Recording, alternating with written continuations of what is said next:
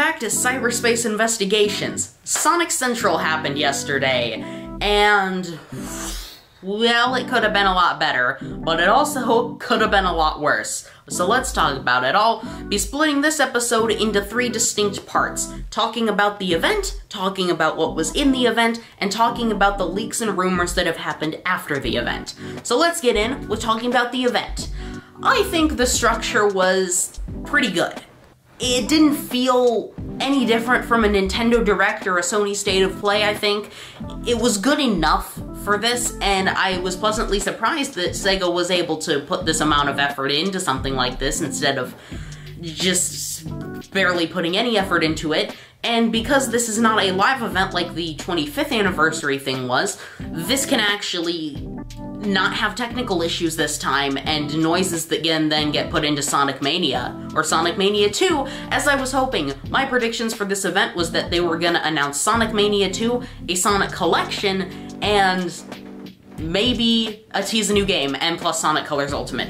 Well, 3 of those things all came true, except for Mania 2, which I really wanted because Mania 2 just seems like a no-brainer, but Sega doesn't seem to have a brain, so well, I think the structure of the event was quite nice. They went through multiple sections of hospital, like, mobile crossover stuff that nobody really cares about, and then into some Sonic Prime stuff, just talking about, oh yeah, hey, it's still in existence, woohoo, we'll share more later. I was really hoping for a trailer, but nothing came from that. And then they went into talking about actual games and things that will be happening, so that was nice. And Roger Craig Smith was there, which makes me wonder how long he's actually been back playing Sonic since his initial departure 4 months ago. It's a very strange turn of events, given the fact that Roger was gone for such a short amount of time, and yet he's, again, back so quickly.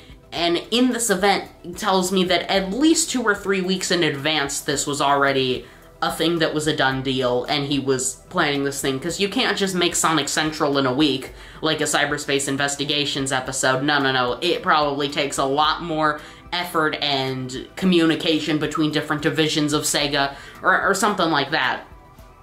But let's get into the content of the Sonic Central State of Play Direct Connect.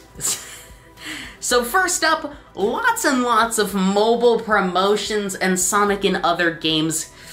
Worst part of the Direct, I mean Central. The same thing. I think that most of those games Sega owns. I don't know about the mobile ones, possibly, but Sonic Suit in a realistic Olympic game? No thanks. Sonic the Fighters in Lost Judgment 2, don't really care. Not a big fan of Yakuza-type games, or, well, old Yakuza-type games, since that's like an RPG now, I think. And, well, there just didn't seem to be too much on that front. There was a lot of Sonic Forces Speed Battle announcements, which apparently people like Sonic Forces Speed Battle. I mean, I can't blame them. It's a pretty okay game. I'm a purist. I like Sonic Dash. And only Sonic Dash, even though I don't play it anymore.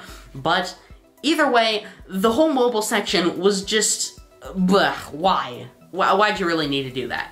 And then we would move on into Roger Craig Smith being there, I believe. And he was basically just there to say, hey. No, really, that's it. He literally was there to say, hey, and also a new animated thing. And around this time is when they officially unveiled Sonic Colors Ultimate. We already knew this game was coming about 5 months ago, so this wasn't really exciting or much of an announcement, and I'm sure Sega knew that, but they still have to act like everybody didn't know Sonic Colors Ultimate was around. But something we definitely didn't know about, Sonic Colors Rise of the Wisps. This is a proper animated YouTube short with full voice acting from the Sonic cast. Now what's interesting is this just sounds like the same Tails voice actor that's been voicing Tails for, I don't know, because originally it was Kate Higgins and then somebody else took over at some point, I believe, in the most recent games. but most specifically, it had a Roger, and it had the current voice of Tails, the Studiopolis voice of Tails, which makes me wonder how much of the cast actually got replaced. Because we know that Amy's voice was replaced, but clearly, apparently not Tails?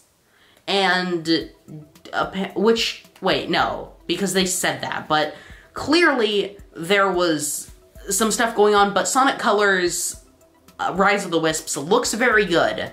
It looks very fun, and it has Metal Sonic in it, which leads us into Sonic Colors Ultimate proper, which has Metal Sonic races now. That's cool, since, you know, Sonic Colors was basically just Sonic, Tails, Eggman, and not much else. So, yay.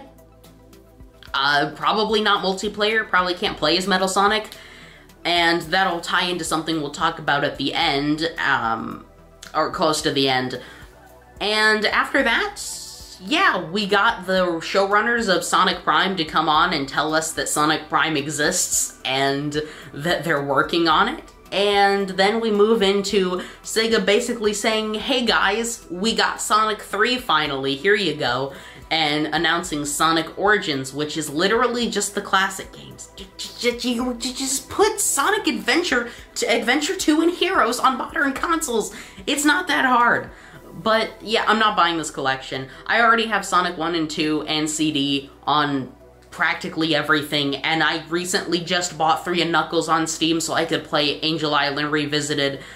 So I'm set for Sonic 3. This is great for people who have consoles but not PCs, but for anybody who has access to any of the mods or has had Sonic 3 forever, this collection would just be a waste of money, especially on PC, which is really odd. Though all the games are going to be in widescreen, and I have a feeling that they're all the Christian Whitehead versions, which means we'll finally be able to have the spin dash in Sonic 1 properly, instead of only in like Sonic Genesis or through mods and stuff.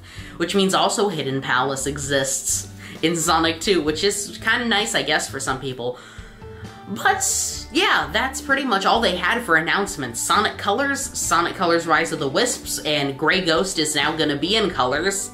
It's interesting, that's a thing from Team Sonic Racing. And then Sonic Prime, and the Sonic Origins collection, which is like the lamest collection they've made in ever, actually. Because even the Genesis collections had more than just 3 games, or 4 games. Well, that's not it, because at the end of the presentation, they did the traditional Nintendo fake-out, but wait, there's more, and gave us a teaser for the next Sonic game in 2022. We have no idea what this is, but we do. And we'll be talking about that in just a minute, but first, want to say some stuff about the leaks that have come out about Sonic Colors Ultimate since then, and it's actually through Famitsu, which means it's not really a leak, but more something Sega wanted to get out, which confused Twitter for about a half a day, as there are apparently customizable player icons in Sonic Colors now, which means you can have Tails as your life counter instead of Sonic. And this led a lot of people to believe that Tails would be a playable character. But it looks like that isn't true, at least right now, as far as we know. Though, I'd still like to hold out hope, please. But I guess it makes sense that Tails, if Tails is even there, it'd just be a reskin of Sonic. I mean, unless they're redesigning the entire game, Tails would break it all, and that's why all characters in 3D have to have completely different levels, because they just don't work in the same plane of existence in 3D, especially in Colors, where all the 3D sections are practically hallways, and Tails would be almost useless unless he's in 2D. Well, yeah, so that kind of came up, but the main event of yesterday and today has been Sonic Rangers, because somebody went into the metadata of the Sega website to look at the Sonic 2022 teaser, and it was called Rangers. PS Rangers, which most people are assuming means Project Sonic Rangers. Now, this links back to a post on 4chan, which, oh boy, 4chan, yeah, that's the place you get all your gaming information. But, wait, because there's actually some credence that we can give this leak. They actually said the game is called Sonic Rangers, and this was back in January of this year, so quite a few months ago. And it said, Sonic Rangers, I got to playtest it as a focus group, and it's an open-world Sonic game. Open-world Sonic game. To just take that in for a second, because that is words I never thought would be possible as a game, given the fact that Sega has never done that before, and barely ever made anything remotely open-world before. And this leak didn't have the nicest things to say about it, but keep in mind that it is probably a very, very early version. This was made, the game's coming out in 2022, so January 2021 to sometime probably late in 2022. That's a good year or more of development that they can use to polish up the game, and they said the exploration is kind of boring, the world's a bit empty. The combat is button mashy, which I'm confused about what that means, because unless they're adding melee combat back into Sonic games, which would be a disaster, by the way, the only button mashing thing I can think of is the homing attack, and it's technically button mashing by definition, but not really. I mean, unless most of the game is homing attack chains, then that might be an actual issue. But there was actually things in this leak besides the name that linked up. They mentioned a new move that Sonic can get where there's trails of going behind him, like in the teaser, and once you run in a circle, like in the teaser, all the enemies will get destroyed. Now that's very interesting because that lines up with what we saw in the teaser. Again, it's not confirmed and it could still possibly just be an extremely good guess, but it's looking more and more real as more things are getting announced. And this also said that there are actually Generations and Unleashed style boost levels, which thank God, because I love boosts. They've just never gotten the controls quite right. And so if we actually have Adventure and Boost in the same game, then yeah! Because, wow, that's something that probably should have happened a long time ago. And yeah, it just seems that I'm holding out hope, because the guy in the leak was saying it wasn't very polished, it was very buggy and rough to play, but again, it was probably a very early build. He even said that himself. It's probably a very early build. We got to play 20 minutes of it, or 40 minutes of it, I believe.